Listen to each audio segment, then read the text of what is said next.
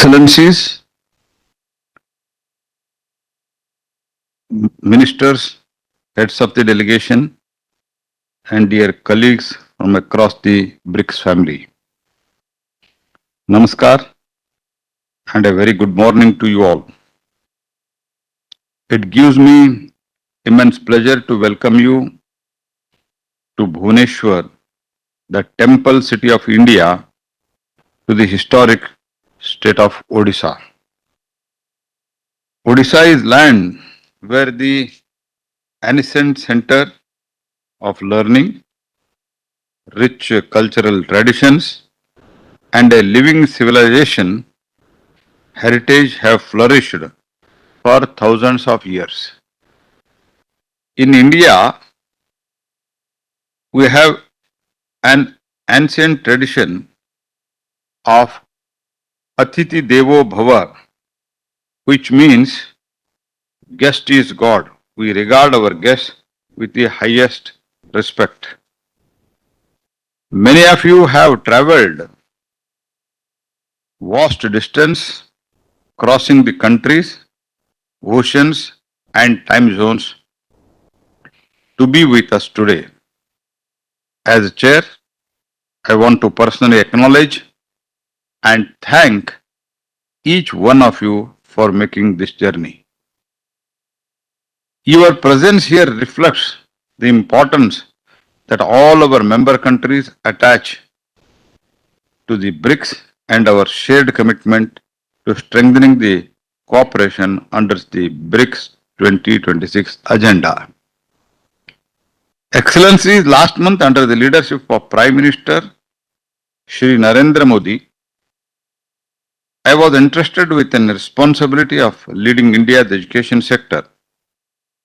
I consider this a responsibility of immense significance, especially given the scale and diversity of India's education ecosystem. I consider this, therefore, a special privilege that one of my early opportunities to engage with my international counterparts is here among the colleagues from the BRICS family. The 13th BRICS Education Ministers meeting also assumes particular significance as India holds the BRICS chairship this year.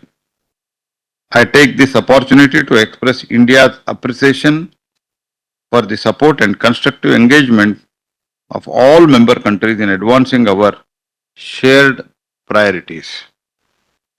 India's chairship is guided by the theme Building Resilience and Innovation for Cooperation and Sustainability. Each element of this theme has particular relevance for education. Resilience, because our education system must be capable of withstanding the disruptions, whether caused by the pandemics, economic uncertainties, climate-related challenges, or the rapid pace of technological change. Innovation, because education systems cannot remain static when the world around them is changing so rapidly. They must continually evolve to meet the aspiration of each new generation and prepare our young people for the opportunities that may not even exist today.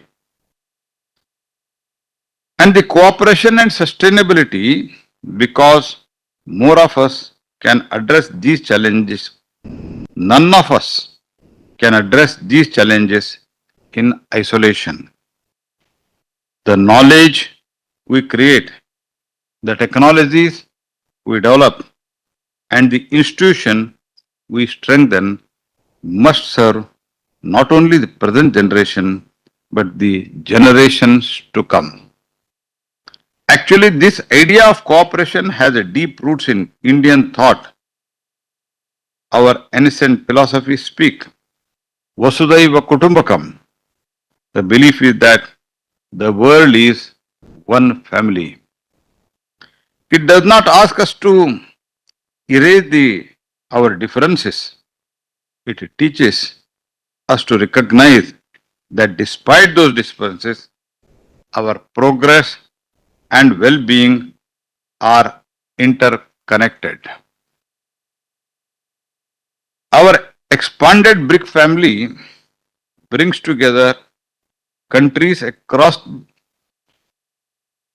continents representing the different languages, cultures, histories, and developmental experience. Together, we represent more than 4 billion people and very significant shares of world's young population.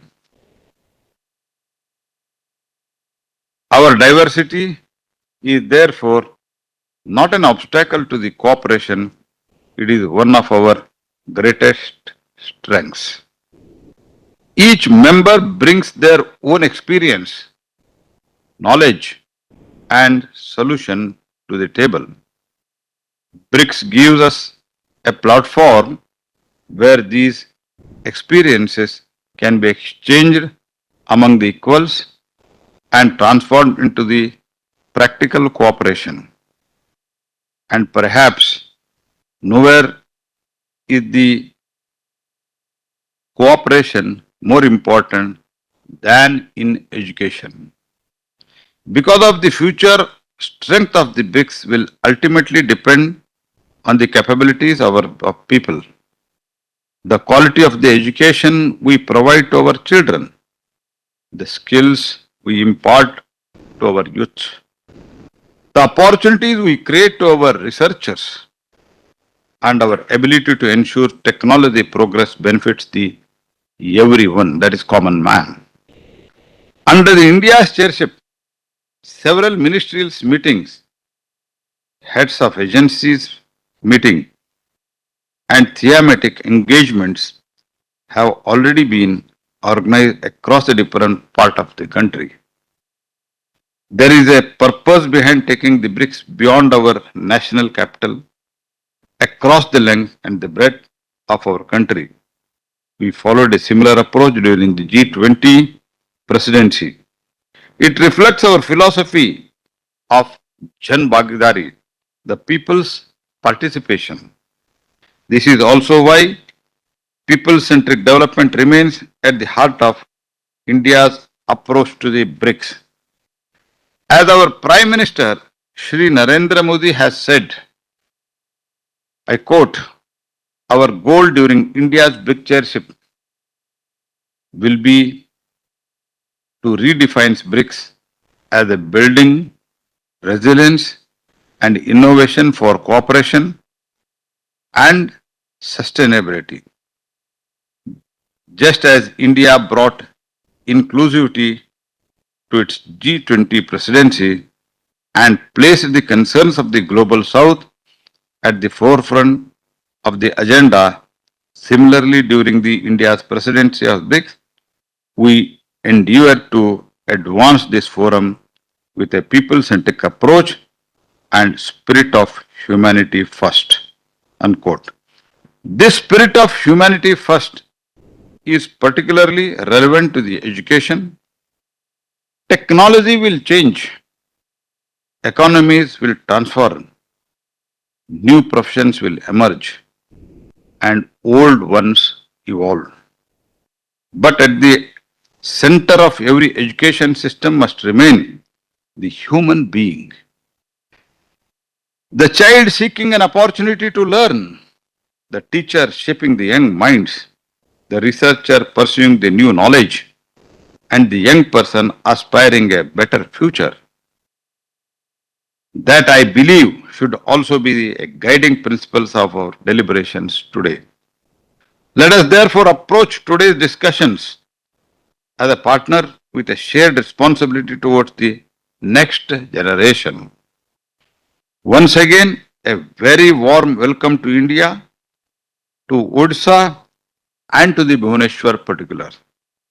With that, I invite to present your opening remarks at the third BRIC Education Ministers meeting in the spirit of partnership, mutual respect, sovereign equality, and consensus of that defines the BRICS. Thank you.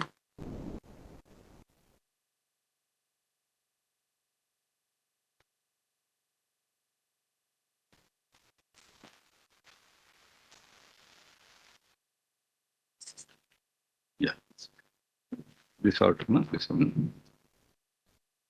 Now I call upon His Excellency Brian Uliarto, Higher Education, Science and Technology from Republic of Indonesia, to give his opening remarks.